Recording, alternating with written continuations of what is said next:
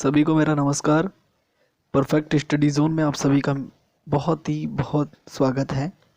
मैं आज जो चैप्टर लेके आया हूँ वो 10th क्लास का है। 10th क्लास के इतिहास का चैप्टर है भारत में राष्ट्रवाद, जो कि ये शायद चैप्टर नंबर 2 है इतिहास का।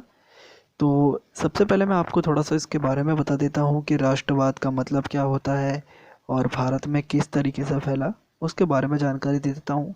फिर मैं उसके बाद आपको चैप्टर पे लेके चलता हूँ। ठीक है ना सर? तो देखिए, सबसे पहले बात जो आती है कहीं ना कहीं भारत में राष्ट्रवाद। तो भारत हमें समझ में आता है, क्या आता है? भारत हमें समझ में आता है कि भाई ये तो हो गया हमारा भारत, ठीक है ना।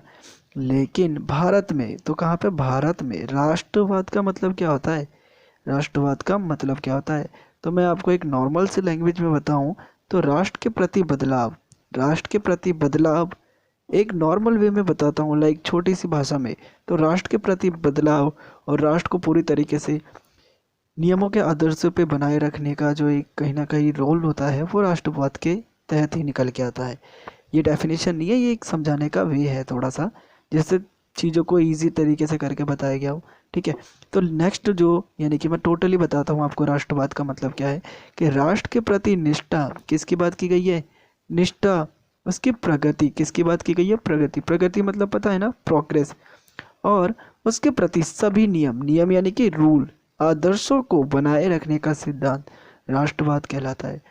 राष्ट्र के प्रति निष्ठा, उसकी प्रगति और उसके प्रति सभी नियम आदर्शों को बनाए रखने का सिद्धांत राष्ट्रवाद कहलाता है। तो ये हो गया हमारा भारत, और ये मैंने बता दिया आपको राष्ट्रवाद। ठीक है, अब इसके बाद जो है बहुत चैप्टर्स के अंदर बहुत सारी चीज़ें हैं, बहुत सारी चीज़ें हैं। आपको चैप्टर के बारे में इतनी नॉलेज मिल जाएगी अगर आप चैप्टर को पूरी तरीके से ध्यान से देखते हो। तो बहुत सारी चीज़ें हैं, किस तरीके से क्या हुआ, कैसे कैसे बदला हुआ है, ये सारी चीज़ें हैं। ठीक है, तो उम्मीद है आप लोगों को समझ में आए, है ना। ओके, दूसरे पेज पे चलते हैं हम अभी जल्दी से। आ जाइए सर। जो फर्स्ट पेज है इसका, क्योंकि वो तो थोड़ा सा एक्सप्लेनेशन था, और ये भारत में राष्ट्रवाद कैसे कैसे क्या हुए, सबसे पहले क्या हुआ फिर क्या हुआ, इस तरीके से चीज़ों को बताया गया है। ठीक है, तो 1857 में प्रथम स्वतंत्रता संग्राम हुआ। क्या हुआ? स्वतंत्रता संग्राम। ठीक है, चलो ये भी समझ में आ गया। 1870 में बंकिम चंद्र द्वारा वंदे मातरम की रचना की गई। किसके द्वारा की गई? बंकिम चंद्र चटर्जी द्वारा। ठीक है, फिर 1885 में कांग्रेस की स्थापना हुई। उमेश चंद्र बनर्जी प्रथम अध्यक्ष थे। यानी कि 1885 में कांग्रेस की स्थापना हुई और उसके अध्यक्ष कौन थे प्रथम? तो वेमेश चंद्र बनर्जी। कौन? वेमेश चंद्र बनर्जी। ठीक है, ओके। तीसरा जो चौथा पॉइंट कहता है वो है 1892 में, यानी कि 1892 में दादा भाई नौरोजी ब्रिटिश संसद में चुने जाने वाले पहले भारतीय बने। क्या बने? पहले भारतीय। किस लिए? किस लिए भाई? तो ये संसद में चुने गए थे। ठीक है, उन्हें द ग्रैंड ओल्ड मैन भी कहते हैं। क्या कहते हैं? द ग्रैंड ओल्ड मैन भी कहते हैं। किन्हें? मुझे? अरे नहीं नहीं, दादा नौरोजी को। किसको? दादा भाई नौरोजी को। ठीक है ना साहब? ओके, चलो नेक्स्ट देखते हैं। पांचवा पॉइंट क्या कहता है? 1905 में बंगाल का विभाजन हुआ। किसका विभाजन हुआ? बंगाल का। किसका? बंगाल का। ठीक है, ओके। नेक्स्ट देखते हैं। छठा पॉइंट क्या कहता है? 1905 में कांग्रेस नरम दल व गरम दल भी विभाजित हुए।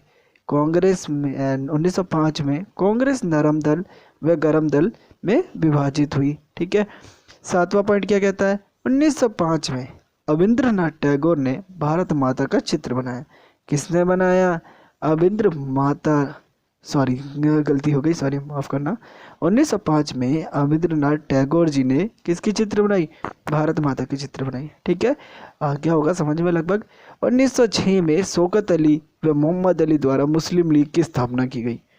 1906 में शौकत अली व मोहम्मद अली द्वारा मुस्लिम लीग की स्थापना की गई। ठीक है, पॉइंट 9 क्या कहता है? 1911 में दिल्ली दरबार का आयोजन व बंगाल विभाजन रद्द हुआ। 1911 में दिल्ली दरबार आयोजन हुआ। दिल्ली को क्या बनाया गया? दरबार। किसको बनाया गया? दिल्ली को। तथा वे बंगाल को क्या हो गया? विभाजन जो था वो रद्द हो गया। अब विभाजन हमने यहाँ पे पढ़ा था कि 1905 में बंगाल का विभाजन हुआ था। ठीक है, उसके बाद आते हैं पॉइंट नंबर 10 पे, यानी कि 10वें पे। 1914 यानी कि 1914 प्रथम विश्व युद्ध का आरंभ हुआ। 9th में भी पढ़ा है हमने, ठीक है। 1915 में हमारे जो बहुत ही बड़े 1915 में महात्मा गांधी जी का स्वदेश लौटना, यानी कि कहाँ से लौटना? स्वदेश लौटना, हमारे देश में लौटना। किसको लौटना? गांधी जी को, ठीक है। 1918 प्रथम विश्व युद्ध की समाप्ति हुई। क्या हुई? प्रथम विश्व युद्ध की क्या हुई? समाप्ति। अंग्रेजी द्वारा स्वशासन की मांग को नकारना व बदले में रॉलेट एक्ट जैसा काला कानून देना, ये भी इसी टाइम पे हुआ। ओके, ठीक है। अच्छा सॉरी मैंने फ़ोन नीचे नहीं किया, सॉरी। 1918 प्रथम विश्व युद्ध की समाप्ति, अंग्रेजी द्वारा स्वशासन की मांग को नकारना व बदले में रॉलेट एक्ट जैसा कानून देना, ये भी कब हुआ? 1918 में। उम्मीद है आप लोगों को थोड़ा सा समझ में आ रहा होगा। मानता हूँ गलती हो रही है थोड़ी बहुत, लेकिन यह गलती भी धीरे धीरे ठीक हो जाएगी, ठीक है।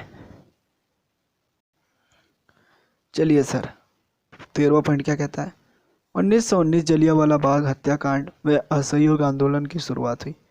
कब हुआ? 1919 में। अभी हम सब पढ़ने वाले हैं कि जलियांवाला बाग क्या था, असहयोग आंदोलन क्या है, ये सब पढ़ेंगे, ठीक है। 1919 में खिलाफत आंदोलन की शुरुआत हुई। क्या हुई? 1919 में किसकी शुरुआत हुई? खिलाफत आंदोलन की शुरुआत।